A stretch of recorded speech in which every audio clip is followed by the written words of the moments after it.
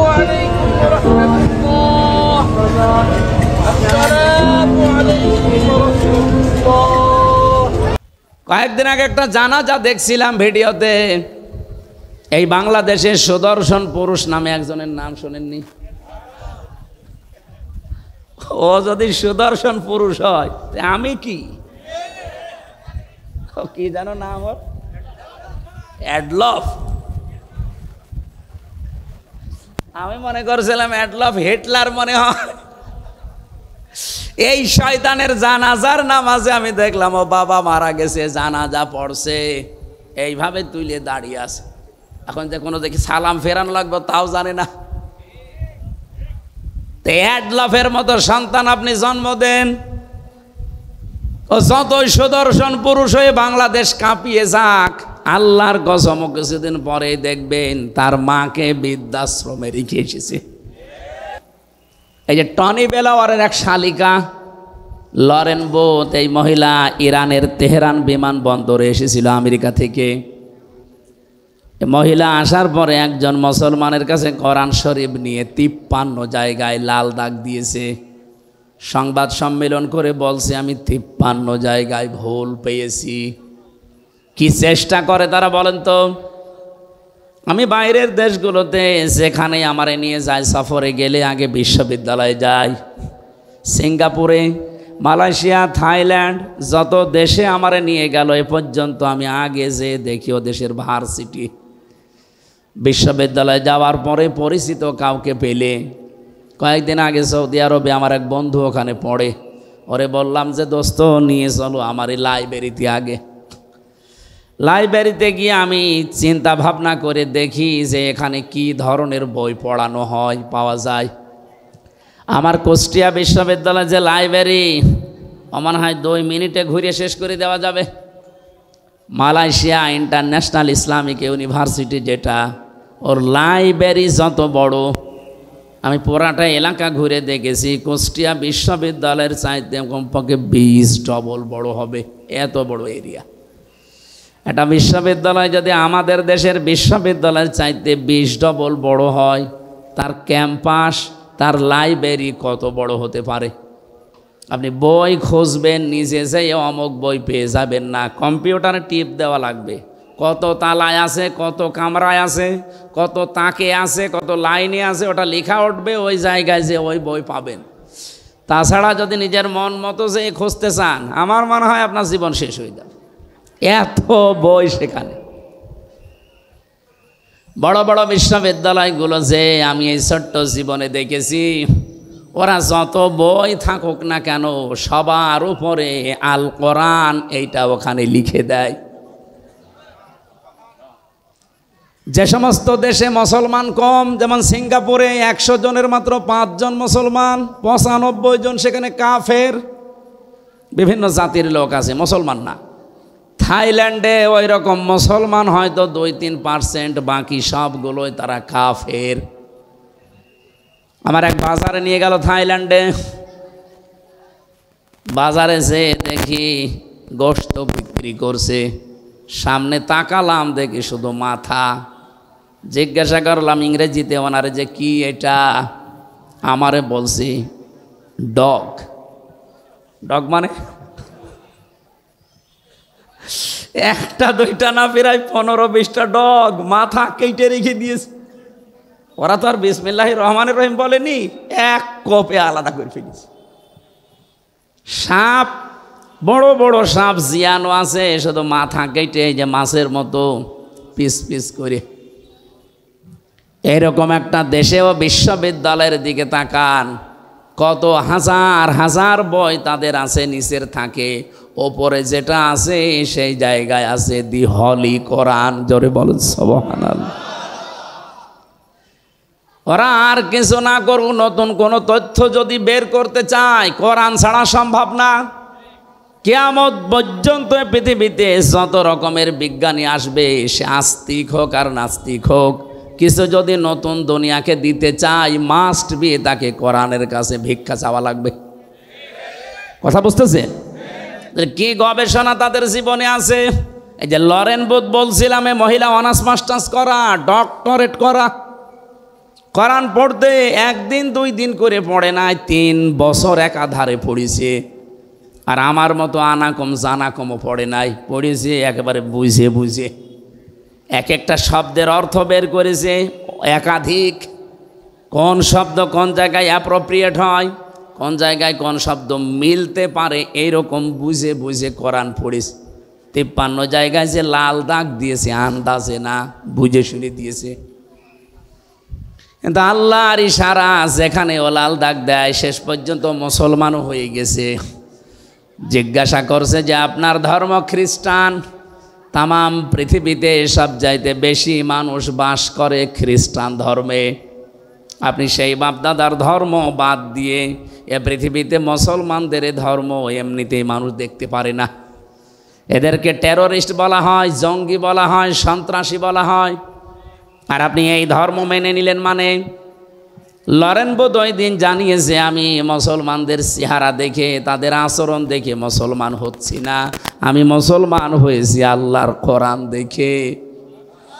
আমি 53 জায়গায় লাল দাগ দিয়েছিলাম ঠিক, এতদিন শুনতাম যে মুসলমানের কোরআনে কোনো ভুল নেই, কিন্তু আমার দৃষ্টিতে আমি পেয়েছি আল্লাহর দয়া আমার উপরে, আল্লাহর ইশারায় যেখানেই লাল দাগ দিয়েছি ভুল ধরেছি, দেখি তার পরের আয়াতে বা পরের সূরাতে ওই আয়াতের জবাব আমার আল্লাহ 1500 বছর আগেই দিয়ে দিয়েছে।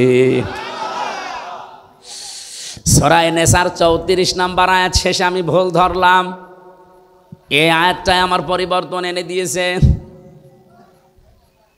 আমি মনে করলাম যে এখানে যা দেওয়া আছে এটা তো বাস্তবতার সাথে মেলে না, কারণ তারা নারীবাদী, নারীদেরকে এগিয়ে রাখতে চায়। কিন্তু আমার যতটুকু গবেষণা আমি চিন্তা ভাবনা করে বিশ্বে দেখেছি, অন্য জাতির লোকেরা আপনি দেখবেন, বিশেষ করে খ্রিস্টানরা, ওরা জাতে মাতাল হলেও তালে ঠিক আছে। আপনি খ্রিস্টান রাষ্ট্র যতগুলো আছে পৃথিবীতে তাকান, সবচাইতে বেশি খ্রিস্টান যেখানে বাস করে আমেরিকায়, তারা জাতে মাতাল হলেও তালে ঠিক। এই জন্য বলছি সারা পৃথিবীর 257টা রাষ্ট্র আছে, সব রাষ্ট্রকে তারা সবক দিয়ে বেড়ায় যে নারীর অধিকার সমান সমান করা লাগবে, বলে না? অথচ নিজেরা এ কথা আজ পর্যন্ত মানের 144 বছর চলছে আমেরিকা স্বাধীন হওয়া, অথচ তারা আজ পর্যন্ত মানে নাই। আমি বারাক ওবামা পর্যন্ত পড়েছিলাম ইতিহাস, এরপরেই তো বারবার আসতেছে যে লোকটা, এই ডোনাল্ড ট্রাম্প। ও দেখতে আমার মনে হয় একটা মাতাল, ও কিন্তু রাজনীতিবিদ না, একটা ব্যবসায়ী। হঠাৎ করে এই লাইনে এসে বিভিন্ন কায়দা কৌশলে হয়ে গেছে পরপর 2 বার। আপনি দেখবেন এরকম একটা মাতাল মার্কা লোক যার নামে নারী কেলেঙ্কারি পর্যন্ত আছে। এই কথা বুঝতেছেন? আপনি দেখেন কয়দিন আগে তার এগেনস্টে যে দাঁড়িয়েছিল কমলা হ্যারিস।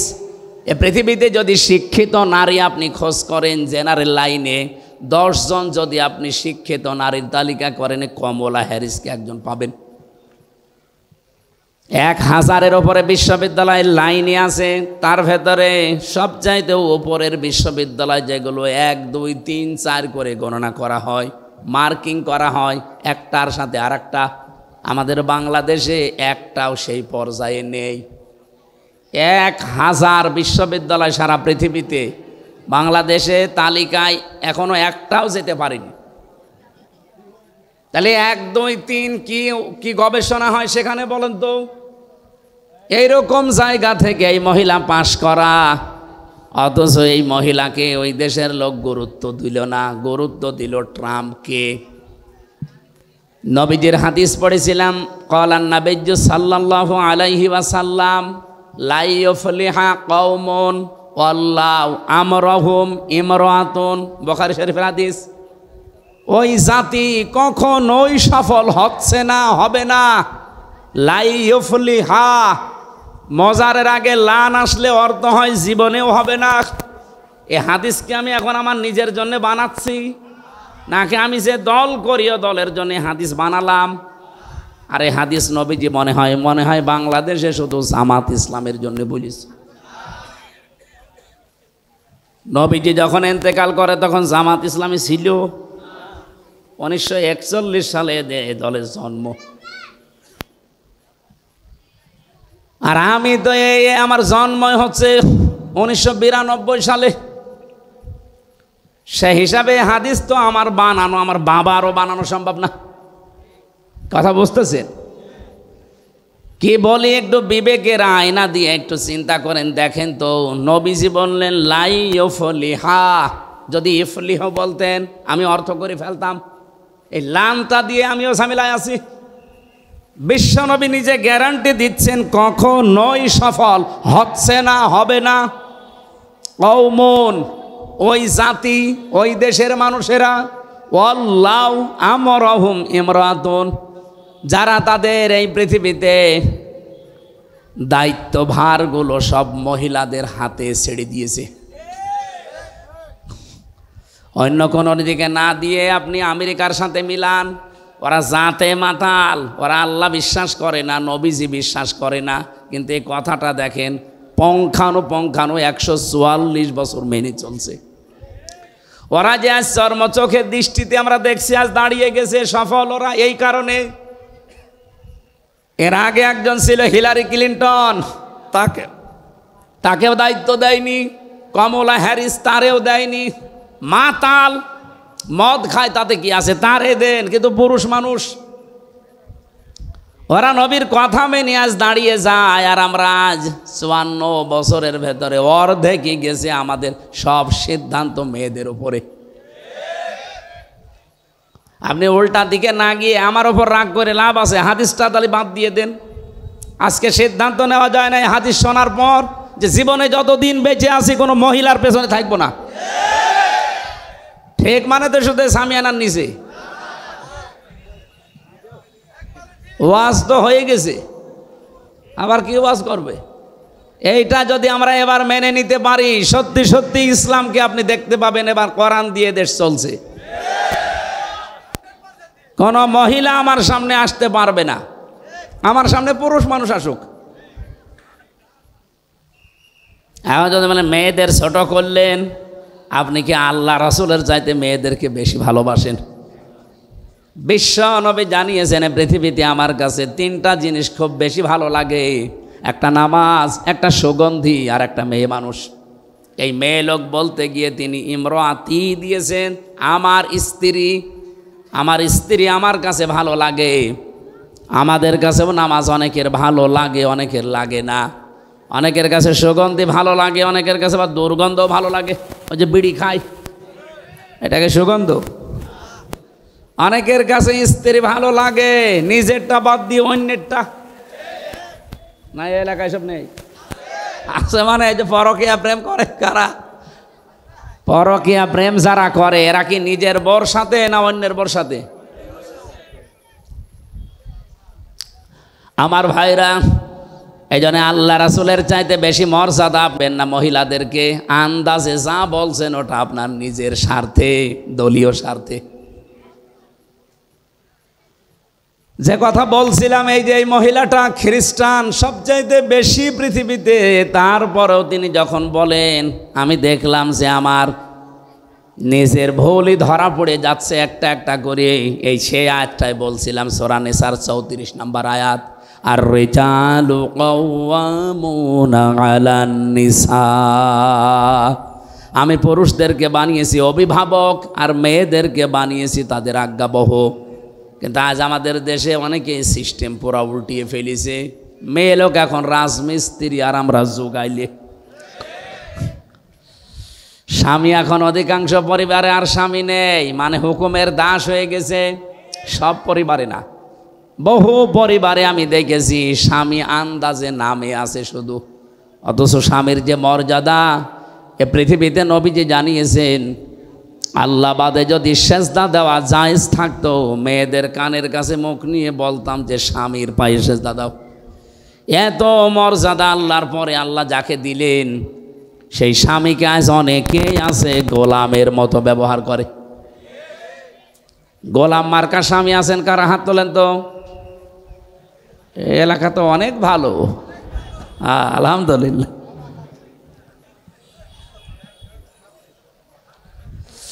আমার ভাইরা, বিশ্বনবী যে জানিয়েছে এই পৃথিবীতে সবচাইতে বেশি আল্লাহ পাক খুশি হন ওই সময় যখন তিনি কোনো ঘরে মেয়ে পাঠান, নারীকে দেন। কন্যা সন্তান যখন কোনো ঘরে পাঠান তখন তিনি বেশি আনন্দ পান, খুশি হন। আমি যে কথা বলতে চাই আয়াত দিয়ে, বিশ্ব নবীকে আল্লাহ যদি সিবিয়ান না দিয়ে, রেজাল্ট না দিয়ে সিবিয়ান দিতেন, আমরা তো আর কোরআন নিয়ে পড়ে থাকি না। যারা ভুল ধরার চেষ্টায় আছে অহরহ, তারা এই আয়াতি ভুল বের করত যে মোহাম্মদ নাকি ছোট শিশুদের পিতা না। তাহলে এই যে তাহের, আবুল কাসেম, ইব্রাহিম, এগুলো কি? এরাও তো ছোটবেলায় মরে গেছে। আল্লাহ এমন শব্দ চয়ন করেছেন এই জায়গায়, সিবিয়ান দেননি, দিয়েছেন রেজাল। অথচ সে জন্মের পর থেকে অনেকে আয়াত আমরা মিলাদে পড়েছি, এখানে যে তথ্য আছে অনেকে আমরা জানি না। তাহলে কত সেন্সিটিভ জায়গা কোরআনের প্রতিটি আয়াত আমার আল্লাহ রেজাল ব্যবহার করে মানুষের মুখের ওপরে কাদা দিয়ে দিয়েছেন যে না, মুখ খুলতে পারবি না। কোরআনের ব্যাপারে ভুল ধরা দূরের কথা, যালিকাল কিতাবু লা রাইবা ফি, এখানে ভুল তো দূরের কথা, সন্দেহের লেশ পর্যন্ত নেই। বলেন সুবহানাল্লাহ। আল্লাহ তাহলে রেজাল্ট দিয়েছেন সিবিয়ান না দিয়ে। তিনি প্রাপ্তবয়স্ক কোনো পুরুষের পিতা ছিলেন না দুনিয়ায়। পিতা ছিলেন শিশুদের, ছোট বয়সে তার ছেলেগুলো সব বিদায় নেয়। যতগুলো সন্তান তার দুনিয়ায় বেঁচে ছিল, মুরব্বী পর্যন্ত হয়ে গেছে অনেকে, সেগুলো সব মেয়ে। জয়নব, রোকাইয়া, উম্মে কুলসুম, ফাতিমাতুজ জহরা রাদিয়াল্লাহু তাআলা আনহা, এগুলো সব পুরুষ না মহিলা? বলেন বলেন। এবার আমি একটা হাদিস এখানে শোনাতে চাই। নবীজি বলেন, হে পৃথিবীর মানুষেরা, যার মেয়ে আছে মেয়ের বাবাকে গালি দিবা না। আল্লাহ নবী কিন্তু কোনো দিন এ কথা বলেন না যে ছেলের বাবাকে গালি দিবা না। আমি আপনাকে ছেলের বাবাকে গালি দিতে বলছি না, কিন্তু আজ স্পেশালভাবে মেয়ের বাবাকে গালি দিবা না এ কথা আল্লাহর নবী বললেন। কারণ আমি মোহাম্মদ নিজে মেয়েদের বাবা। মেয়ে যাদের আছে আপনি গ্যারান্টি নিতে পারেন, শুধু 3টা কাজ যদি করতে পারেন ওর পেছনে আল্লাহ পাক আপনাকে এই ওসিলায় একটা জান্নাত দেবেই। 1 নম্বরে তার একটা সুন্দর অর্থবোধক নাম রাখা লাগবে। এমন নাম রেখে দিয়েছে ও নাম শুনলে কুকুর পর্যন্ত হাসে। আধুনিক এমন এমন নাম এখন বের হচ্ছে। এই জন্য আপনি ইসলামী এবং অর্থবোধক নাম রাখবেন মেয়েদের। 2 নম্বরে শুধু নাম রাখাই শেষ না, এর পেছনে আপনি খরচ করবেন আপনার সাধ্য মতো দিন শেখাতে।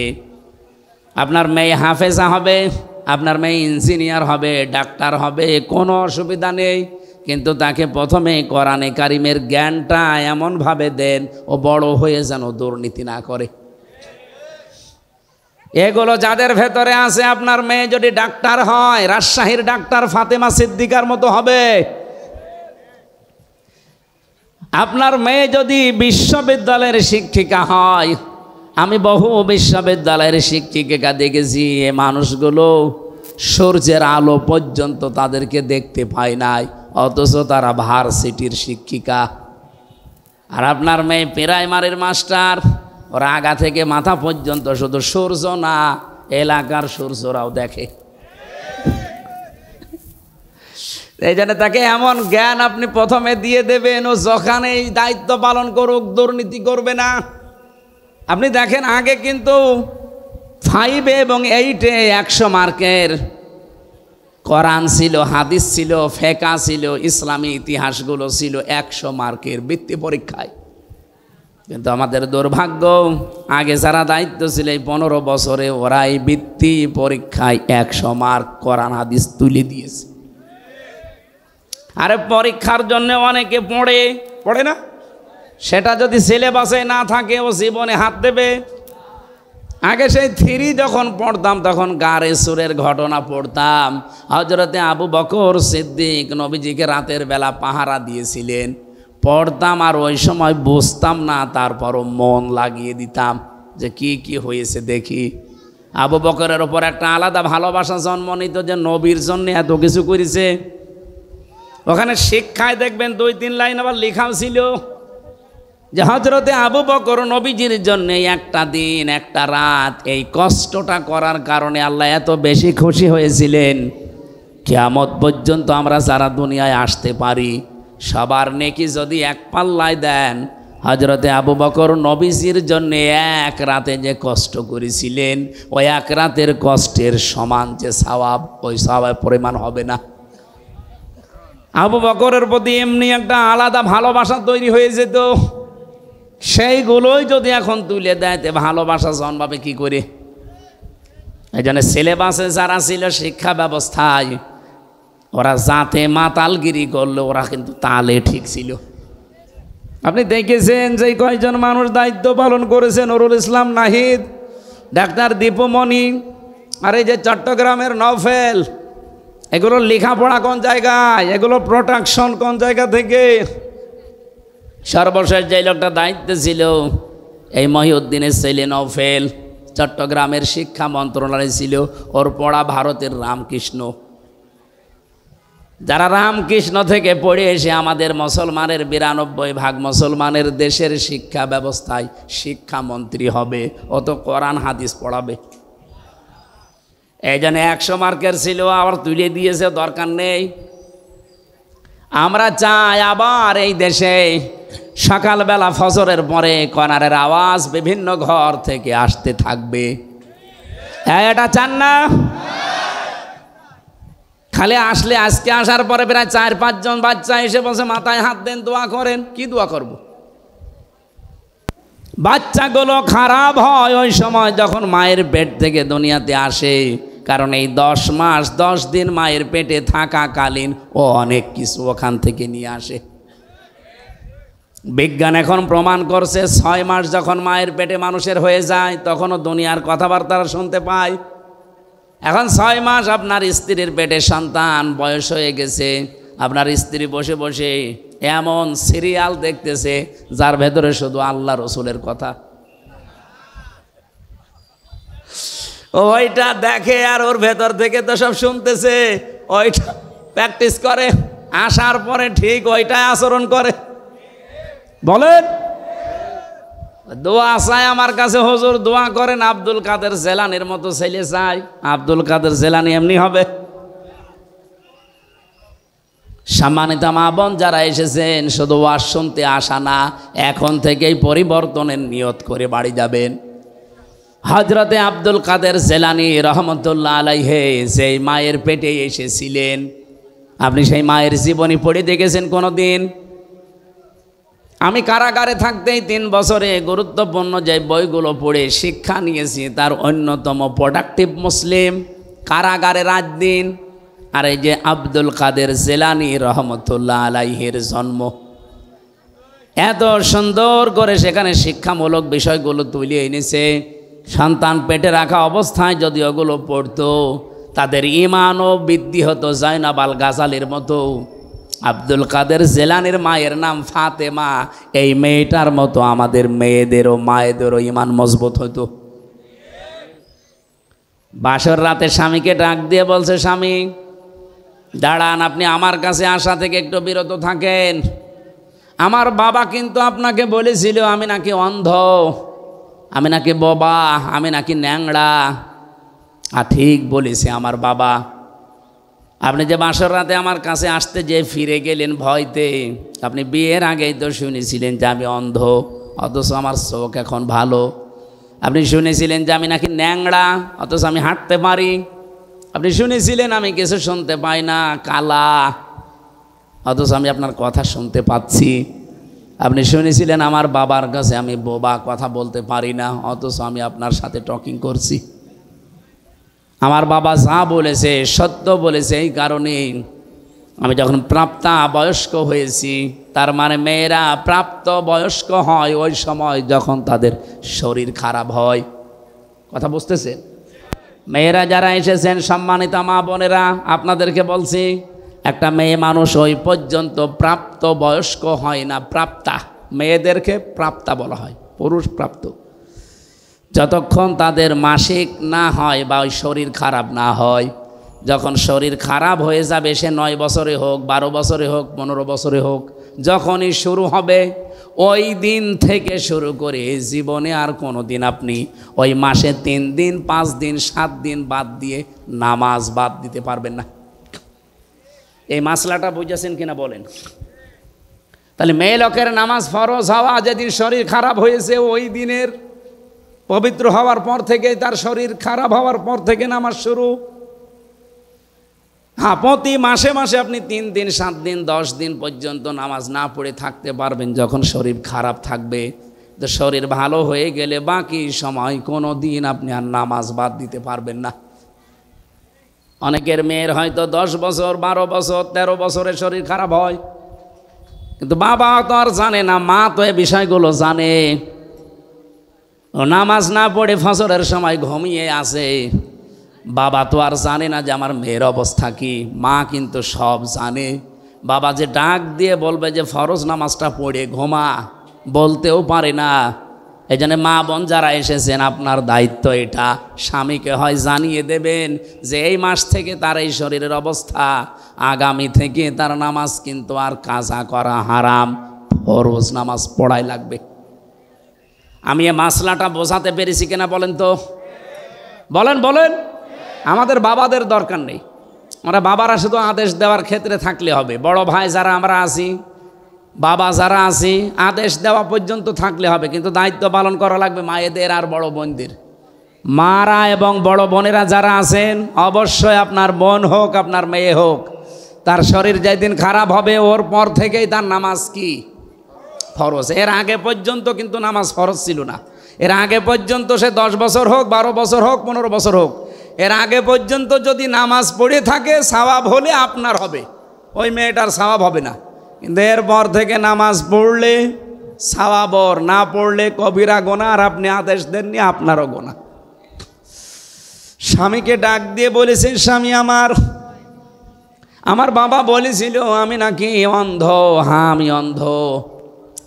আমার এই প্রাপ্তবয়স্ক হওয়ার পর থেকে মনে করেন 12 বছর, এই 12 বছরের পর থেকে এই বিয়ের এখন চলছে আমার 18 বছর। এই 6টা বছরে কোনো দিন আমি যে বোবা, আমার বাবা বোবা বলেছে, কারণ এই মুখ দিয়ে আমি কোনো দিন গীবত করি নাই। আমার বাবা বলেছে আমি নাকি অন্ধ। হ্যাঁ, আমি পরপুরুষের চেহারা এই অন্তত এই প্রাপ্তবয়স্কর পর থেকে বিয়ে পর্যন্ত দেখি নাই। আমি ন্যাংড়া এই কারণে বলেছি, আমার এই পা দিয়ে এমন কোনো হারাম কাজে আমি যাই নাই যেটা কবিরা গোনা হয়। আমি এমন কোনো কথা এই কান দিয়ে শুনি নাই যে কথায় কবিরা গোনা হয়, তার মানে গীবত, এগুলো আমি শুনি না। আমার বাবা আমার উপরে আস্থা রেখে এই 6 বছর সে দেখেছে, এই কারণে বলেছে আমার মেয়ে অন্ধ, বোবা, কালা, ন্যাংড়া। আসলে আমি ওই রূপকর্তে এগুলো ছিলাম, বাস্তবে আমার শরীর সব ঠিক আছে। শুকরিয়া আদায় করলেন। বাসর রাত শেষ করে বউকে নিয়ে বাড়িতে গেলেন বাবার, কারণ এতদিন তিনি শ্বশুর বাড়িতে কাজ করে খেতেন 10 বছর। সর্বশেষ আমি তার জীবনী পড়তে গিয়ে বেশি, এই মায়ের পেটে এসেছিলেন হজরতে আব্দুল কাদের জেলানি রহমতুল্লাহ আলাইহে। এত বড় চরিত্রের অধিকারী তার মা, এর পরেও তিনি মায়ের পেট থেকে এসে মাত্র 6 বছর তার বয়স, মা তাকে নিয়ে গেছে মাদ্রাসায় পড়ানোর জন্যে। ওস্তাদ ডাক দিয়ে বলছে, বাবা বলো বিসমিল্লাহির রহমানির রহিম, আলিফ বা তা সা। হযরতে আব্দুল কাদের প্রথমেই প্রশ্ন করলেন, ওস্তাদ বিসমিল্লাহির রহমানির রহিম এর মানে কি? উনি অর্থ বললেন যে এখানে আল্লাহর নামে শুরু হচ্ছে, যিনি রহমান, যিনি রহিম, দয়াশীল এবং ক্ষমাশীল। আলিফ বা তা সা, উনি বললেন এর অর্থ বলেন। ওস্তাদ বলছে আলিফ বা তা সার কোনো অর্থ নেই। আব্দুল কাদের বলে, হুজুর যে জিনিসের মানে হয় না, অর্থ হয় না, ওটা পড়ি আমি সময় নষ্ট করি না। ওস্তাদ চিন্তা করছে কি ছাত্র পেলাম। তুমি জানো আলিফের মানে? যা জানি, আমি মায়ের কাছ থেকে শুনেছি। কি আলিফের মানে? আমি এতদিন ছাত্র পড়াই, আমি জানি না। তোমার মা কি বলিয়েছে দেখি বলো তো। উনি আলিফ দিয়ে শুরু করলেন আয়াতুল কুরসি। আল্লাহু লা ইলাহা ইল্লা হুয়াল হাইয়ুল কাইয়্যুম। তেলাওয়াত করতে করতে প্রায় 18 পারা পর্যন্ত তিনি পড়েছিলেন। আয়াতুল কুরসির ভেতরে আমার আল্লাহর 10টা ক্ষমতার কথা আছে। তিনি ব্যাখ্যা পর্যন্ত মায়ের কাছে পড়েছিলেন, শুনেছিলেন। এগুলো শুনলেন, বললেন ওস্তাদকে। ওস্তাদ কাঁদতে কাঁদতে বেহুশ হয়ে গেছে। হোশ ফেরার পরে ডাক দিয়ে বলছে, কি মা কয় তোমার? পর্দার আড়াল থেকে মাকে জিজ্ঞাসা করলেন, আপনি এই ছেলেকে মনে হয় কোনো জায়গায় পড়িয়েছেন, এখন নিয়ে এসেছেন আমার কাছে পরীক্ষা করার জন্যে? মা বলছে, না, এই প্রথম নিয়ে আসলাম। কি বলেন? আপনার এই ছেলের তো আল্লাহর পরিচয় ব্যাপক আয়ত্ত আছে, এমনকি কোরআনে কারিমের 18 পারা পর্যন্ত তার প্রায় মুখস্থই করা আছে। বয়স মাত্র 6 বছর। কয় বছর? 18 পারা মুখস্থ হয়েছে 6 বছরের বাচ্চা। তার মানে আমার মেজো মেয়েটা এখন 6 বছর ফারিহা, এতটুকু বয়সে কোরআন মুখস্থ করে ফেলেছে প্রায় 18 পারা। কথা শোনার পরে মায়ের তো আনন্দ করার কথা, খুশি হওয়ার কথা। মা আমার কান্না আরম্ভ করলেন। ওস্তাদ কান্নার আওয়াজ শোনার পরে জিজ্ঞাসা করেন, আপনি কাঁদেন কেন? আপনার তো সৌভাগ্য। মা ডাক দিয়ে বলে, ওস্তাদ কাজী, আমি এই জন্যে, আমি নিজেও কোরআনের হাফেজা, আমি নিজেও কোরআন পড়াটাই হালকা বুঝি। এই সন্তানটা আমার পেটে আসার পর থেকে আমি অধিকাংশ সময় আমার মুখে কোরআন রাখতাম। আমি উঠান ঝাড়ু দিয়েছি, আমার মুখে আল্লাহর কোরআন। আমি ঘর ঝাড়ু দিয়েছি, আমার মুখে আল্লাহর কোরআন। আমি খাবার দাবার স্বামীকে দিয়েছি, আমার মুখে আল্লাহর কোরআনই থাকতো। সন্তানটা জন্ম নেওয়ার পরে আমি ফজরের নামাজ পড়ে এবারে শুয়ে রাখতাম, পাশে বসে বসে তেলাওয়াত করতাম। দেখতাম আমার সন্তান আব্দুল কাদের আমার মুখের দিকে তাকিয়ে মুখ মিলাচ্ছে। আমার আফসোস হচ্ছে এই কারণে, আমি যদি আর একটু কষ্ট করে প্রতিনিয়ত 30 পারায় তাকে পড়ে পড়ে শোনাতে পারতাম, আমার এই ছোট সন্তান এতটুকু বয়সেই কোরআনের হাফেজ হয়ে যেত। ও পাবনার মা বোনেরা, সন্তান এমনি আব্দুল কাদের জেলানি হয়।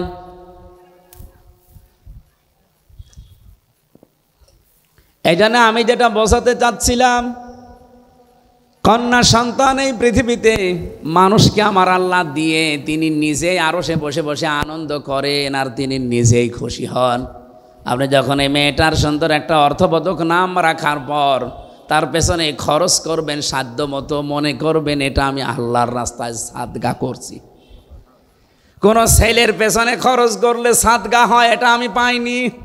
কিন্তু মেয়েটার পেছনে যদি খরচ করেন, তাকে দিন শিক্ষা দেন, 3 নম্বরে তাকে সৎ পাত্র দেখে পাত্রস্থ করেন, নবীজি বলেন কিয়ামতে আল্লাহ যখন আমার জান্নাতে দেবে, তিনি এইভাবে দেখিয়েছিলেন, পাশাপাশি আমার পাশে ওই মেয়েটার দায়িত্বশীল মা বাবা আমার সাথে থাকবে। এই জন্য অর্থবোধক নাম রাখবেন মেয়ের, এমন নাম রাখবেন না যেটা শুনলে কোনো অর্থ পাওয়া যায় না।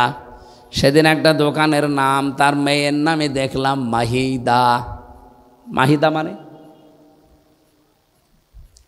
বিভিন্ন জায়গায় আমি দোকানের নাম সাইনবোর্ডে দেখি ফুলজান স্টোর, অথবা লেখা আছে আসিয়া স্টোর। না, আইন সাদিয়া, আসিয়া শব্দের শাব্দিক অর্থ অবাধ্য, আর হামজা দিয়ে আসিয়া মানে বাধ্যগত বান্দি, সৌভাগ্যশালী। তাহলে আসিয়া না আসিয়া? হ্যাঁ, আসিয়া হামজা দিয়ে। খালি উচ্চারণের ভেতরে পার্থক্য হয়ে গেলে দেখেন অর্থ আকাশপাত পাল্টিয়ে গেছে। আসিয়া মানে সৌভাগ্যশালী, আর আসিয়া মানে অবাধ্য। ফুলজান মানে ঘনিয়ে ধরা।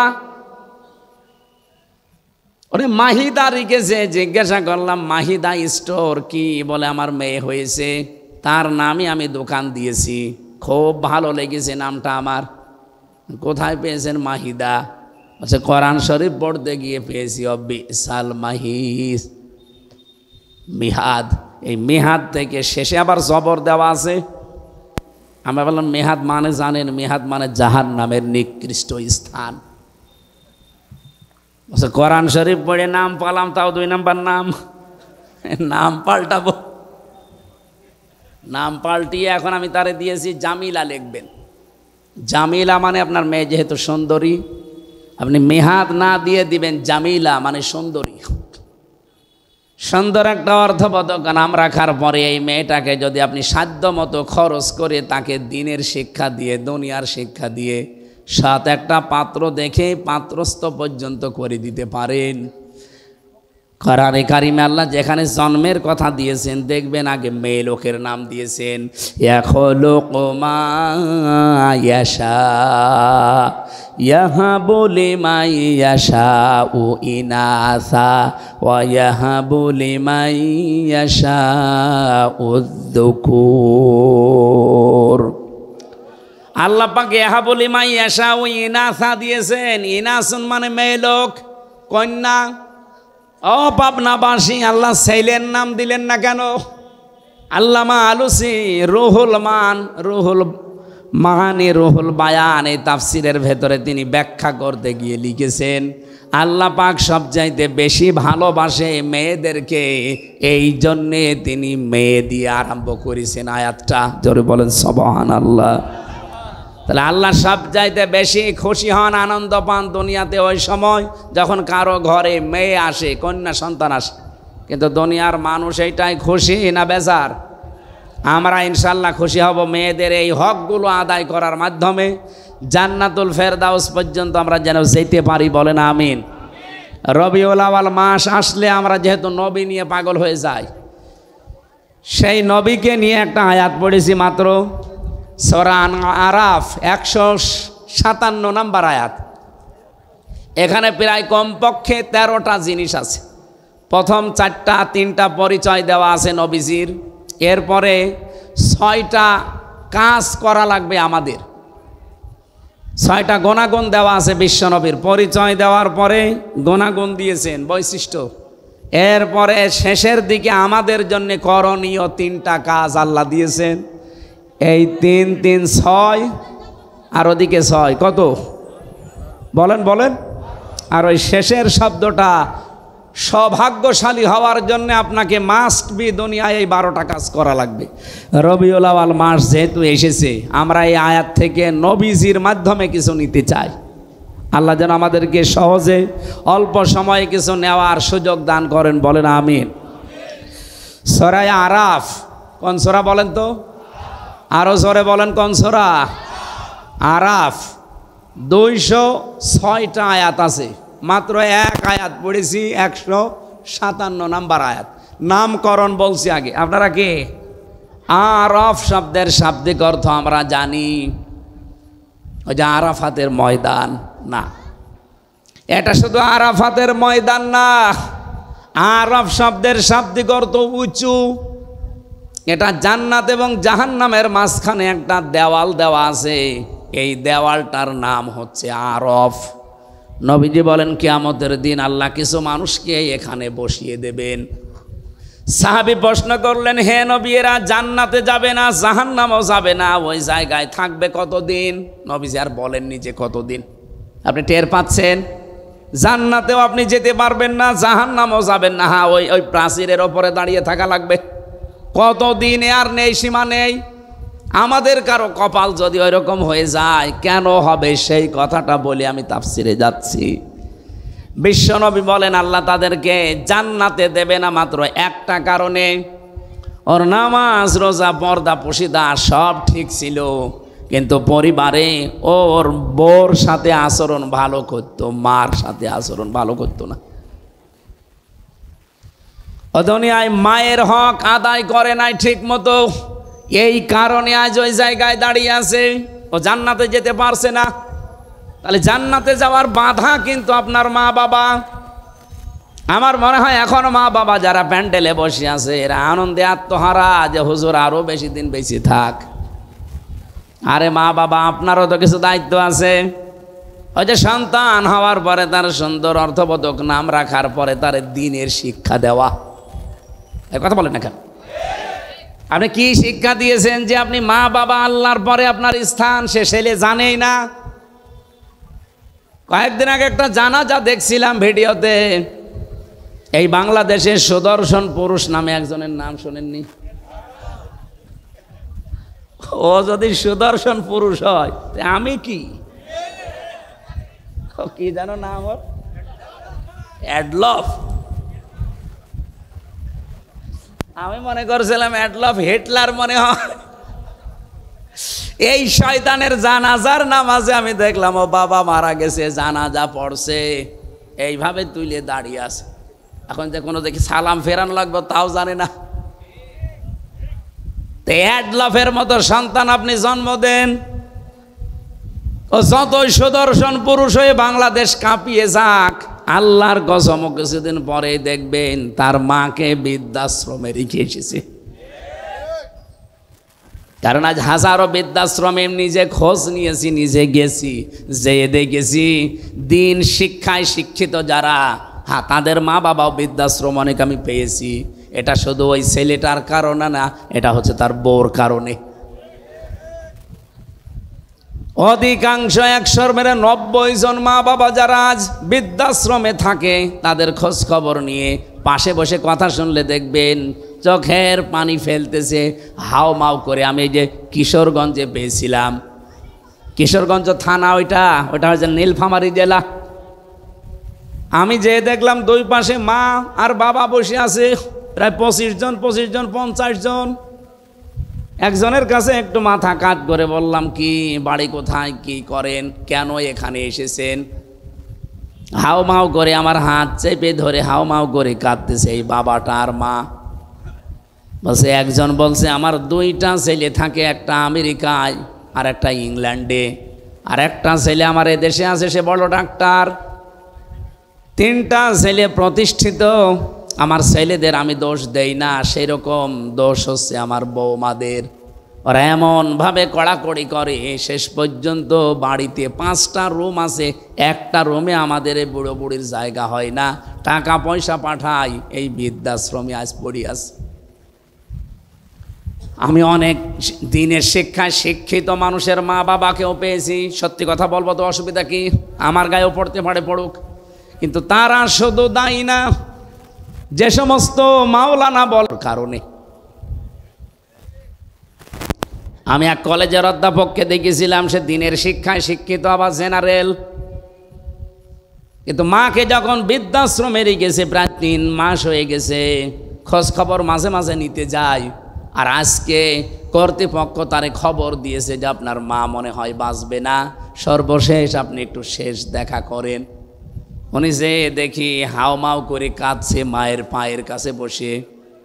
ওর মা বলছে, কান্না বন্ধ কর, আমার সময় আর বেশি নেই, আমি মনে হয় বিদায় নেব। তবে তোর একটা কথা বলি, আমি যখন মারা যাব তখন তুই আমার মাথার উপরে যে ফ্যানটা আছে এটা ভালো না, ঘোরে না। মা ওরে বলছে ফ্যানটা পাল্টিয়ে দিবি। এ কথা বলতে বলতে দেখলাম জিজ্ঞাসা করছে কান্না জড়িত কণ্ঠে, মা কেন? কেন মানে? আমি তোর তোর ছোটোবেলা থেকে পর্যন্ত মানুষ করে দেখেছি, তুই তো গরমে থাকতে পারিস না, তো যে ফ্যানটা আজ 3 মাস আমার মাথার ওপর এটা ঘোরে না, তুই আমার সাথে শেষ বয়সে যা করলি, আমার মনে হচ্ছে কিছুদিন পরে তোরে এখানে আসা লাগবে। তোর তো ফ্যান ছাড়া ঘুম হবে না, তোরে আমি খুব ভালোবাসি, আগে থেকে সতর্ক করলাম, ফ্যানটা পাল্টিয়ে নতুন ফ্যান আগে লাগিয়ে দিস, তাহলে তোরই ভালো হবে। এ কথা বলে ওর মা মরে গেল। আমারে বলছে, হুজুর মন খারাপ। আমি দেখতে গিয়েছিলাম, ওটা ওই চট্টগ্রাম বিভাগে। মন খারাপ করবেন না, আমার ওপরে আপনি গালি দিয়েন না, রাগ করেন না, এ দোষ শুধু আমার একা না, আমিও আপনার মতোই দিনী শিক্ষায় শিক্ষিত। আমি কলেজের অধ্যাপক, আমি জেনারেল থেকে অনার্স মাস্টার্স করেছি। আমার 2টা ছেলে মেয়ে আছে। আমার মা 3 মাস এখানে পড়ে আছে। মাঝে মাঝেই মাকে আমি খরচ দিয়ে যাই, কিন্তু সাধ্য মতো দিতে পারি না। বউ আমারে বলেছে, এই বুড়ি যদি বাড়ি থাকে তোমার ভাত আমি খাবো না। আমি তো বউকে তালাকও দিতে পারলাম না, ওই বাচ্চা দুটো মুখের দিকে তাকিয়ে। শেষ পর্যন্ত মাকেই রেখে গিয়েছিলাম, আজকে মা আমার চিরদিনের মতো চলে গেল। আমার বাবা সেই ছোট্টবেলায় মারা গেছে, বহু কষ্ট করে এ পর্যন্ত আমি পৌঁছিয়েছিলাম। খুব অবস্থান ভালো না আমার, যাই আছে আমি চলতে পারতাম, কিন্তু আজকে আমি এমন একজনকে হারালাম যে দুনিয়ায় আমার নাম ধরে ডাকবে সেরকম মানুষ এখন আর নেই।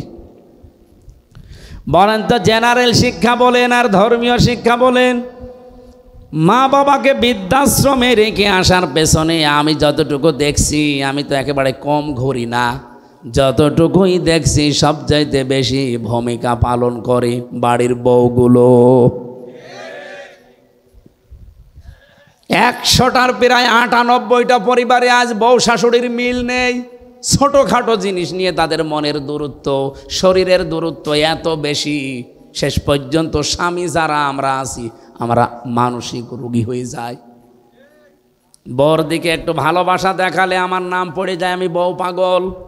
মা বাবার কথা শুনতে গেলে ওদিকে শ্বশুর শাশুড়ির মন তো পাওয়াই যায় না, বউ বলে ফেলে তোমার বিয়ে করার দরকার কি। আমি কি বেশি বললাম? হ্যাঁ, এটা বাংলাদেশে নেই। এই দুই চাপা কলে পড়ে হাজার হাজার স্বামী আজ আমরা মানসিক রোগী, কিছু বলতেও পারি না, সইতেও পারি না। এ ঝামেলায় আছেন কারা? হাত তোলেন দেখি, তোলেন।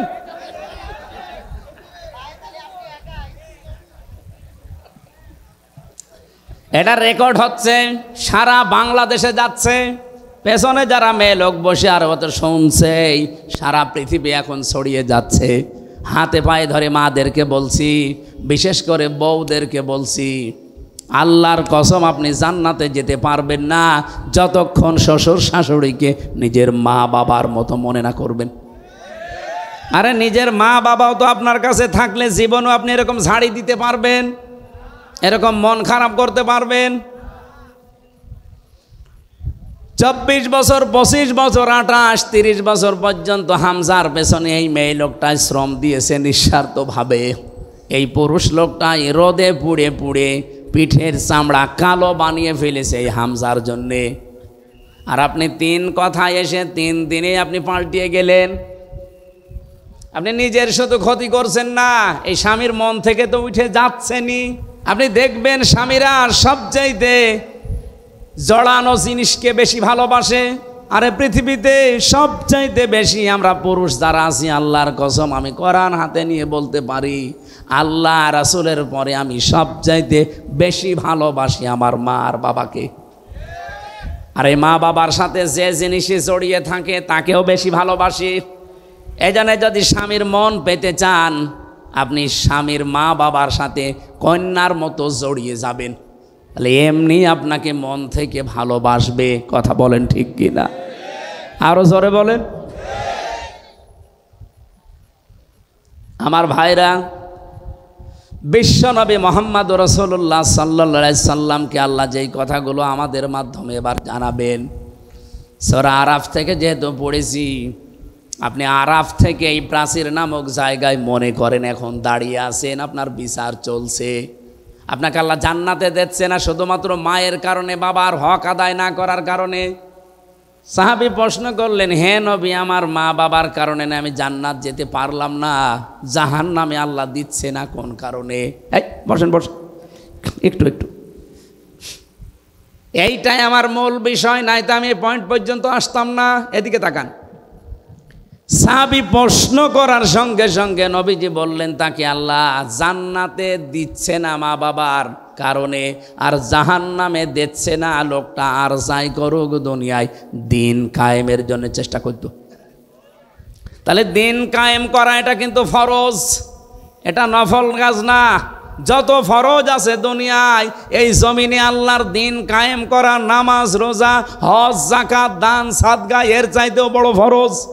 কারণ দিন কায়েম না থাকলে আপনি নামাজের হক আদায় করে নামাজ পড়তে পারবেন না, দিন কায়েম না থাকলে আপনি জাকাত ভিত্তিক অর্থনীতি পাবেন না, দিন কায়েম না থাকলে আপনি পর্দাশীল মহিলা খুঁজে পাবেন না। এখানে কোরআনে কারিমে আমি যতটুকু স্টাডি করে দেখলাম, আমি তো সে ছোটবেলা থেকে এর সাথে লেগে আছি, আমার এই মাথার ভেতরে কোরআনের যতটুকু জ্ঞান আছে আমি দেখেছি সব ফরজের বড় ফরজ আল্লাহর জমিনে দিন কায়েম করা। আদম নবী থেকে আমাদের নবী পর্যন্ত কত লক্ষ নবী হতে পারে বলেন? আমি অন্তত ছোট জীবনে যত নবীর জীবনী পড়েছি, শুধু 2 জন নবীর জীবনী বাদ দিয়ে প্রত্যেকটা নবীর জীবনের শেষে পেয়েছি আন আকিমুদ্দিন, দিন কায়েম করো। একজন হযরত আদম আলাইহিস সালাম আর হযরত সুলাইমান নবী, এরা 2 জনে, আদম নবীর সময় তো মানুষজনই ছিল না, আর সুলাইমান নবী তার বাবার কাছ থেকে রাজত্ব পেয়েছিলেন, তিনি আর কি কায়েম করবেন? আর বাকি যত নবীর জীবনী পড়লাম, প্রতিটি নবীর জীবনের মিশন এবং ভিশন ছিল যে দিন কায়েম করা লাগবে। ওয়ালা তাতাফাররাকু ফি, আল্লাহ বলেন মতপার্থক্য করা যাবে না এই বিষয়ে। আপনি যা করেন করেন, আপনি তাবলীগ করবেন করেন, আপনি জামাত ইসলাম করবেন করেন, আপনি পীর মুরিদি করবেন করেন, জিকির করবেন করেন, দরবার খুলে বসে আছেন করেন, যা করবেন আপনার জীবনের যেন টার্গেটই থাকে যে জমিনের দিন কায়েম করা লাগবে। এ বিষয়ে যদি আপনার মন খারাপ হয়, ফতোয়াবাজি করেন যে না এটা দুনিয়ার কাজ, এটা রাজনীতি, সূরা শূরা 25 নম্বর পারা 13 নম্বর আয়াত, এটা 3 নম্বর পৃষ্ঠার 11 না 10 9 নম্বর লাইনে আছে, মাঝের অংশে পাবেন এতটুকু, কাবুর আলাল মুশরিকিনা মা তাদউহুম ইলাই। আল্লাহ পাক বলেন, হ্যাঁ নবী আপনি যেদিকে ওদেরকে ডাকেন দিন কায়েম করো জমিনে, এটা শুনলে সবচাইতে বেশি মন খারাপ হবে তাদের যারা মুশরিক।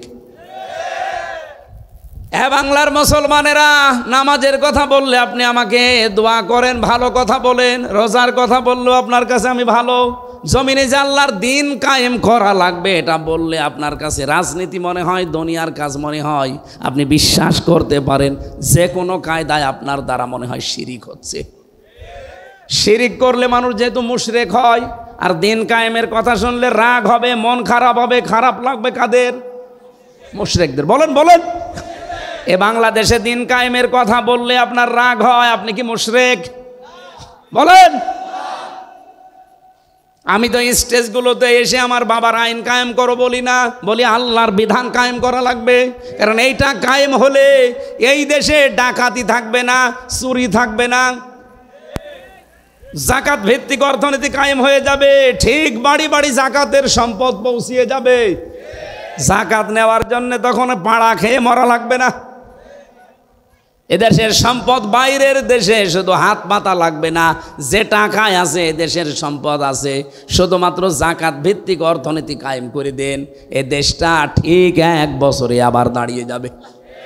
আর বাইরের মুসলমান দেশ 57টা, তারা তো বিভিন্ন কায়দায় আমাদের দেওয়ার জন্যে রেডি হয়ে আছে। আমি মালয়েশিয়া গিয়েছিলাম, সৌদি আরবে ছিলাম, এই দেশটার চাইতে 14 ডবল বড় এই দেশটা। যেখানে যেখানে মিশেছি তারা জানে যে এই পৃথিবীতে সব চাইতে বেশি মুসলমান বাস করে ইন্দোনেশিয়ায় আর বাংলাদেশে। জাকাত ভিত্তিক অর্থনীতি কায়েম করেন না কেন? তারা জাকাত পাঠাবে, ওই টাকাগুলো, নিজের টাকাগুলো, নিজের সম্পদগুলো আপনি শুধু মানুষের দ্বারে দ্বারে জাকাত ফরজ পৌঁছিয়ে দেবেন। 1 বছরের ভেতরে দেখবেন ওই মানুষটা আর ভিক্ষা করবে না, মানুষের চাঁদাবাজি, ছিনতাই, চুরি না। ও নিজের যখন কর্মসংস্থান পাবে, পেটে খাবার থাকবে, তখন ঠিক ভালো রাস্তায় চলবে। বাংলাদেশ জামাত ইসলামের কোনো মানুষ চাঁদাবাজি করে না, ছিনতাই করে না, রাহাজানি করে না। এই কারণে করে না, আপনি দেখবেন এই মানুষগুলো যাই হোক, গরিব হোক আর ধনী হোক, আর একটা কাজ আছে। এই যে এই লোকটা জামাত ইসলাম করে, ও কাপড় সেলাই করে খায়, দর্জি, তাতে কি হয়েছে? পায়খানা সাফ করলেও সে মানুষ। আমি কাজ করে খাই, আমি মানুষেরটা আত্মসাৎ করি না। বাংলাদেশ জামাত ইসলামীতে এই দেশে যত মানুষ আছে দেখবেন, সে ধনী হোক, গরিব হোক, মধ্যপন্থার হোক, তার যে কোনো একটা কাজ আছে। আমি জামাত ইসলামী করি, এই যে ওয়াজ আমার কাজ না, এটা আমার দায়িত্ব, কিন্তু আমার একটা আলাদা কাজ আছে। আমার একটা ব্যবসা, 2টা ব্যবসা আছে, একটা বইয়ের, একটা কাপড়ের। যদিও সরাসরি আমি সময় না দিলেও আমার লোক রাখা আছে, আমার শালাটা কাজ করে, আমার আর কর্মচারী দিয়ে কাজ করি, আমার কর্মজীবন আছে, আমার ব্যবসা আছে, লাভ লস আছে। এই জন্য আমার চাঁদাবাজি করা লাগে না, আমার ছিনতাই করা লাগে না, আমার টেন্ডারবাজি করা লাগে না। অথচ যে মানুষগুলোর কর্মজীবন নেই তাদের কর্মজীবনই এই রাজনীতি। বলেন তো, তার কোনো কর্মজীবন নেই, কোনো কাজ নেই, ওর কাজই রাজনীতি করা। সে মেম্বার হয়ে, চেয়ারম্যান হয়ে, মেয়র হয়ে, এমপি হয়ে ও মেরে খাবে নাকি? আকাশের দিকে তাকিয়ে থাকবে? এই কারণেই কুষ্টিয়ার কথা বলছি। আগস্টের 5 তারিখের পরে এই যে এই সেপ্টেম্বর আরম্ভ হচ্ছে কালকে থেকে, এই 1 বছর 26 দিনের একটা জরিপ, শুধু কুষ্টিয়ায় বহু মানুষ হাজার হাজার কোটি কোটি টাকা শুধু চাঁদাবাজি করিস। কই জামাত ইসলামের একটা লোকের বিপক্ষে এটা তোলেন তো, সারা বাংলাদেশ দিয়ে দিলাম যান। আপনার বিরুদ্ধে কথা আসে কেন? কর্মজীবন তৈরি করেন, আপনার ঘরের পায়খানা সাফ করেন, রাস্তা ঝাড়ু দেবেন, যে কোনো কাজে থাকবেন, শয়তান আপনাকে দিয়ে উল্টা পাল্টা কাজ করাতে পারবে না। কারণ কাজ যখন নেই তখনই শয়তান তার টার্গেট করে। আপনাকে আমি ভালোবাসি, আপনার আখেরাত যেন নষ্ট না হয়। আরে ভাই, চাঁদাবাজি করে হয়তো আপনি 2 কোটি টাকার মানুষ হবেন, আপনার চাইতে আরো 5 কোটি টাকার মালিক ছিল অনেকেই, কিন্তু এখন বাড়িতেও থাকতে পারে না। আমি নিজে সাক্ষী, 620টা বাড়ি একজন মন্ত্রী ছিল। আগে যিনি মন্ত্রী ছিল, ভূমি মন্ত্রী, আপনার ডিলু, উনি তো কবরে চলে গেছে। ওনার পরে একজন হয়েছিল চট্টগ্রামে বাড়ি, সাইফুজ্জামান জাভেদ। একবার বাইরের দেশে গেলাম, সিঙ্গাপুরে না মালয়েশিয়া যেন, হোটেলে উঠেছি, নিচতলায়। হোটেল তো অনেক বড় বড় হোটেল, লিফটে নামা লাগে, 20 তলা, 25 তলা, 30 তলা, 118 তলা পর্যন্ত আছে মালয়েশিয়াতে। চিন্তা করলাম একটু নিচে যাই তো দেখি কি অবস্থা। নিচে এসে দেখি ওয়েটিং রুমে 2 জন শয়তান গল্প করছে। আমি গেছি, আমারে তো চিনে ফেলেছে, বলছে হুজুর সালাম আলাইকুম। ঠিক আছে, কি এখানে? হুজুর আমরা আগেই পালিয়েছি। অবস্থা দেখি আমরা আগেই পালিয়েছি। পালিয়ে আপনি এখানে কেন? আসি আমি। কত নাম্বার কামরায় আছেন? আসি এই হোটেলে আসি। আপনি কত নাম্বারে আছেন? আমার তো আর ওর মতো ভয় নেই, বললাম অমুক নাম্বারে আছি। আপনি এখানে হোটেলে এসে থাকেন, অথচ শুনেছি নাকি এই দেশে আপনার সাহেব পাড়া আছে, সিঙ্গাপুরে আপনার নিজের ফ্ল্যাট আছে, থাইল্যান্ডে আপনার বাড়ি আছে, আমেরিকায় বাড়ি আছে, কানাডায় বাড়ি আছে, আর বাংলাদেশের বিভিন্ন জেলায় সব মিলে সরকারি তালিকায় তার 620টা বাড়ি। আমার বাবার একটা বাড়ি মাত্র। তাই আমি এই 1 বছরের ভেতরে মনে হয় 2 মাসও বাড়ি থাকতে পারি না, 10 মাসই আমার রাস্তায় কাটে।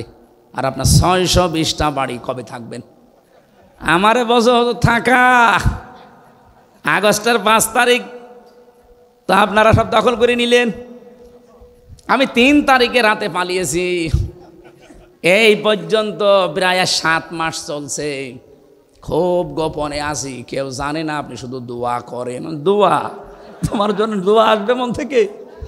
বদদোয়া আসবে? তো এখানে থাকেন টাকা, এখানে তো অনেক ভাড়া।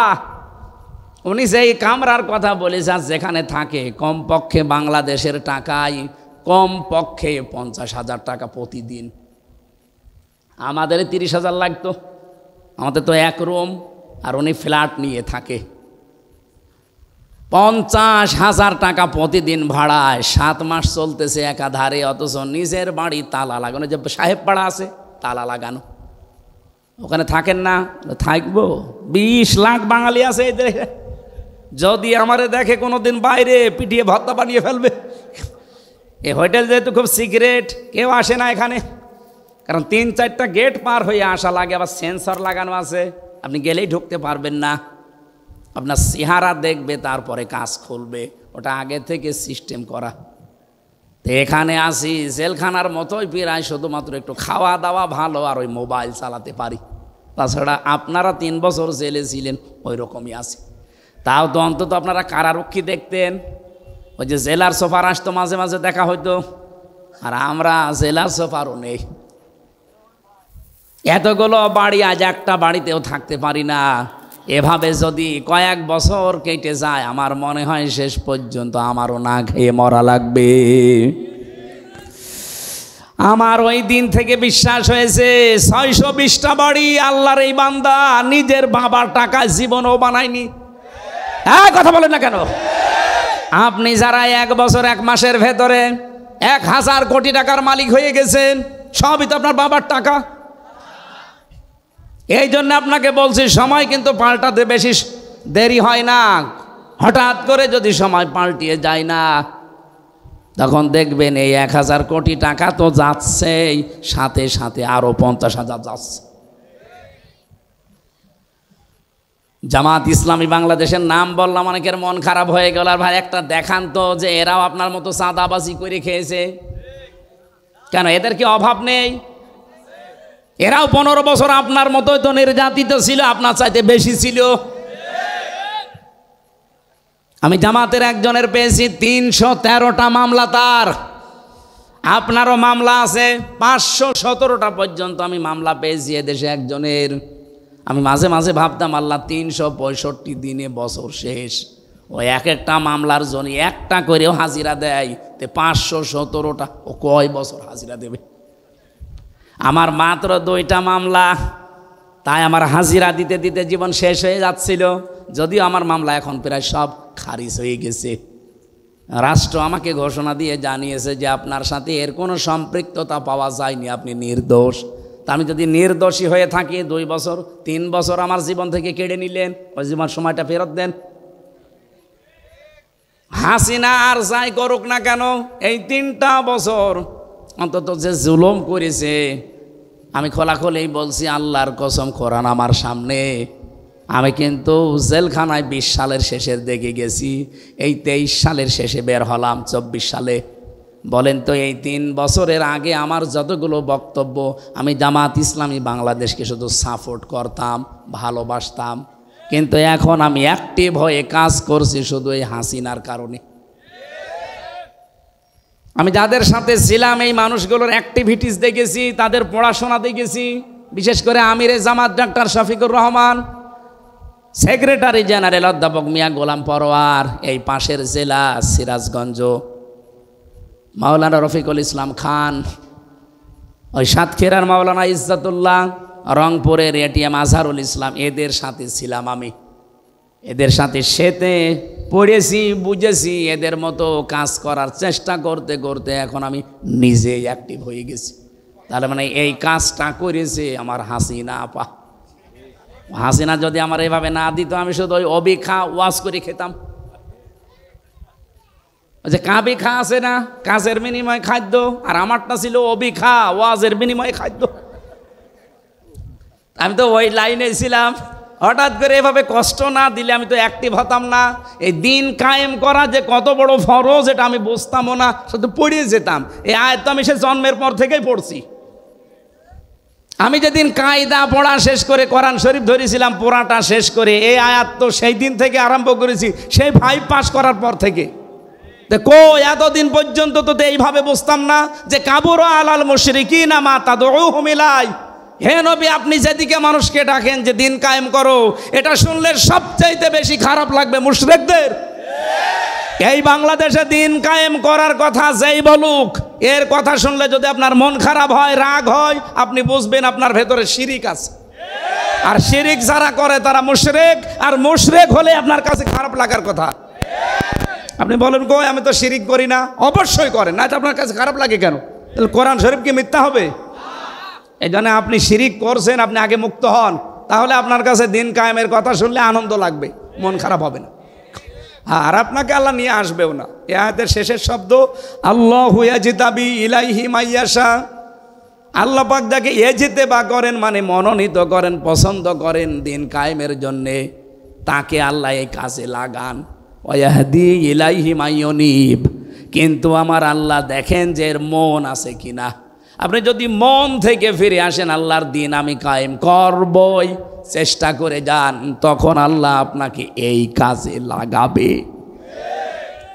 বাংলাদেশে সবাই কি দিন কায়েমের পক্ষে? বলেন বলেন।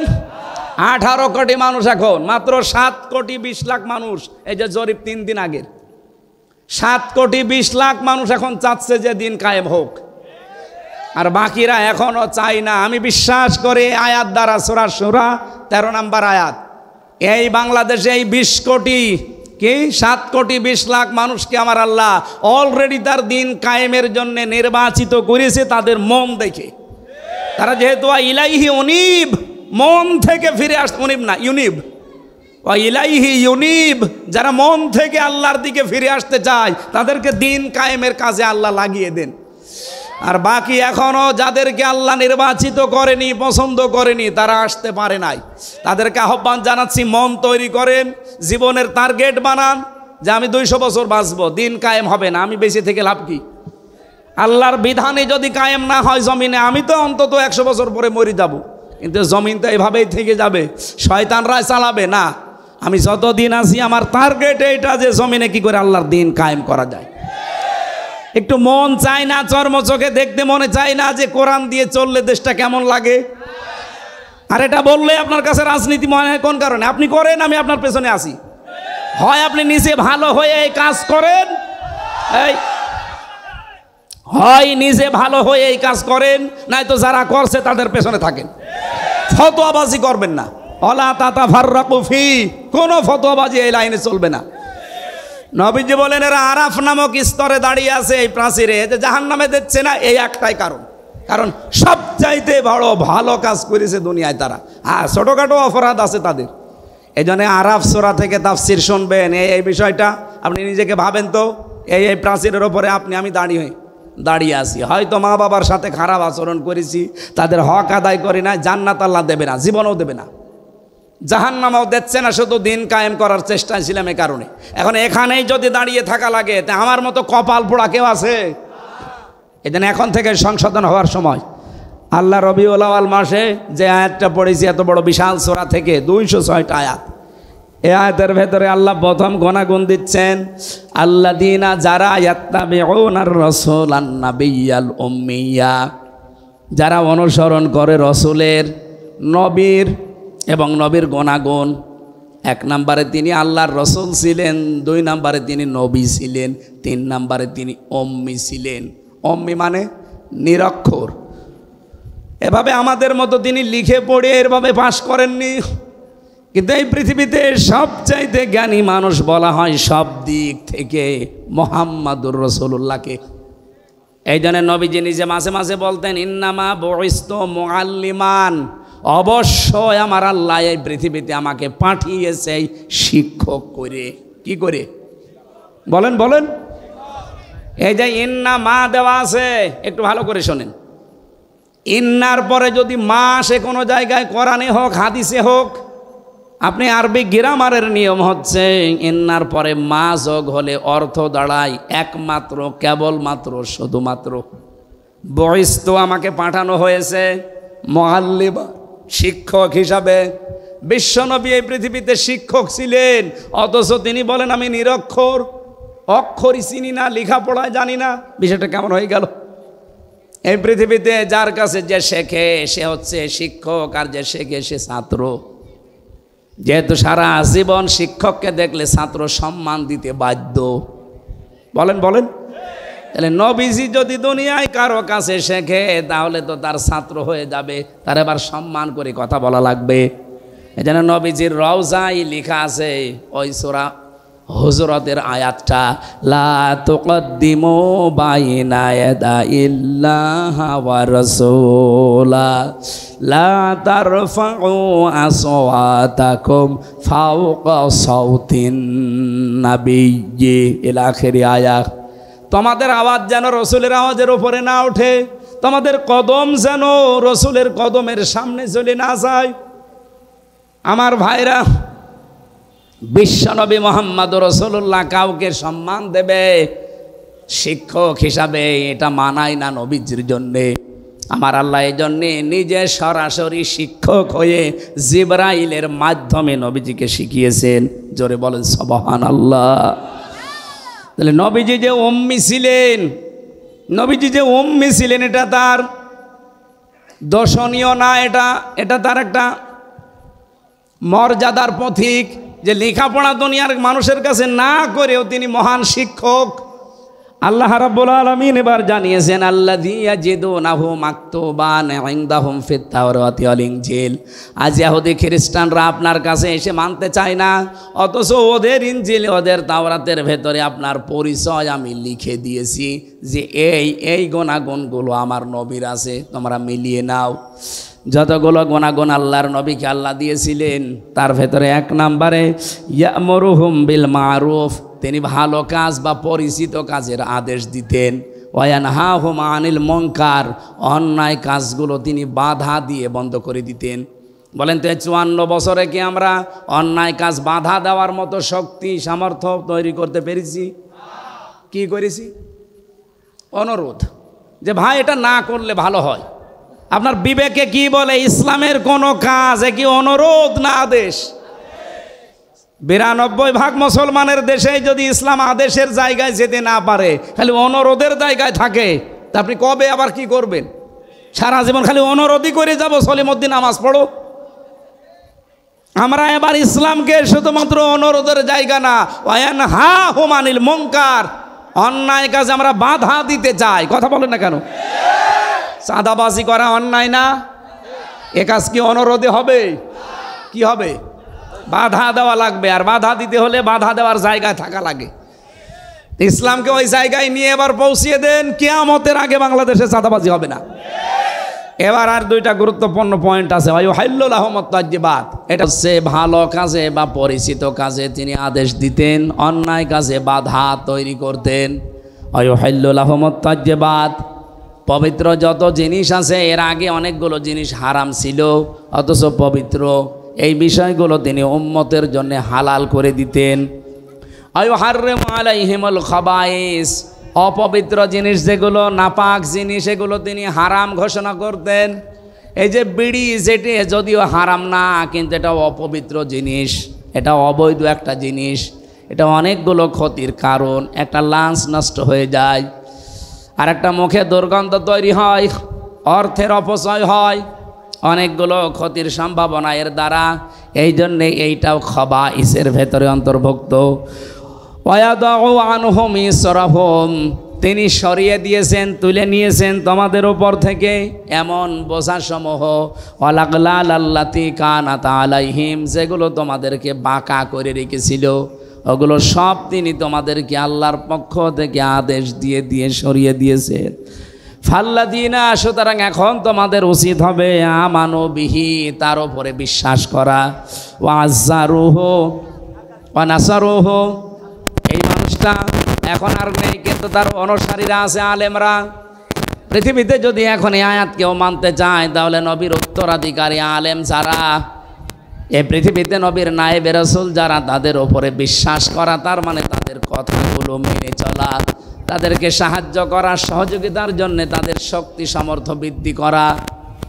এরপরে আল্লাহ দিয়েছেন ওয়াত্তাবাউ, অনুসরণ করা, আন-নূরাল্লাযী উনজিলা মাআহু, তারা যে নূর নিয়ে এসেছে সেই নূর, তার মানে কোরআনে কারীম।